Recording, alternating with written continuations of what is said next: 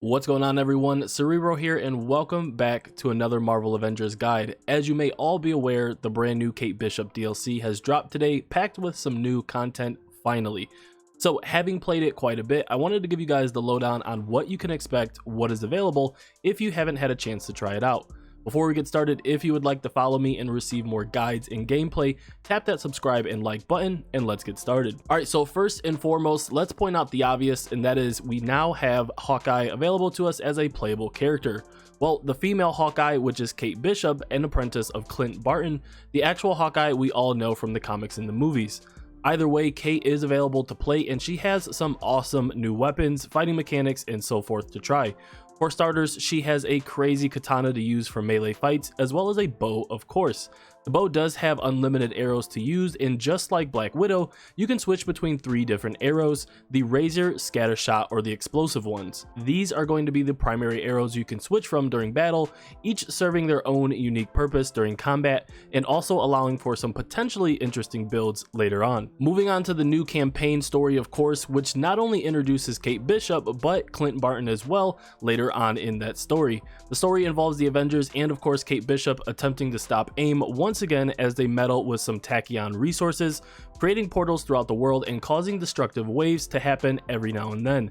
Now, I don't want to explain too much of the story if you haven't played it yet, but in my honest opinion, it did feel rather short, and the levels that you play on are mostly the same ones we have been playing this entire time, unfortunately, making it just seem not as interesting as I thought it would be, or what some would expect with a quote-unquote DLC. Now, we do have new loot, of course, for Kate Bishop, so that is an obvious, but besides this, we also have a brand new artifact called the Vishanti Appendix 13, which really only focuses on invisibility buffs, so it would be a great addition to anyone that mains Black Widow. Now, of course, the big question is, what about Endgame? Are there any new missions, objectives, and so forth? Well, there is a new quest called the Great Kate Bishop, which is an iconic mission chain for Kate Bishop that rewards a new skin for her once completed. There's also a final mission after the story called the Tachyon Rift Breakout, which does reward epic or better quality gear once complete. However, this doesn't unlock anything else, so it's just another main mission that you can repeat. Also, there is a new outpost now called the Shield Substation Zero outpost, which is managed and overseen by Maria Hill,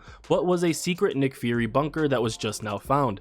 Now, this is a shield outpost, of course, so the daily assignments will match those of what is already at the helicarrier, so if you've done one in either place, it will be marked complete at the other outpost as well. Okay, so last but not least is Clint Barton, which many people were suspecting would at least make an appearance in the DLC, but we're not sure if he would be playable, and unfortunately he will not be until 2021.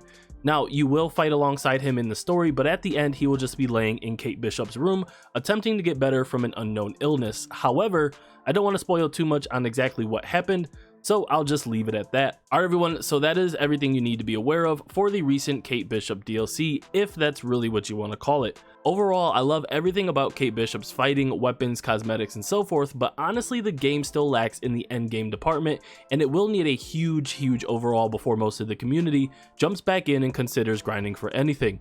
With that being said, I do hope you found this video helpful, and if you did, leaving a like and subscribing is the best way to stay up to date with the gameplay, guides, content, and more. Thanks for watching, and I'll talk to you soon. Peace.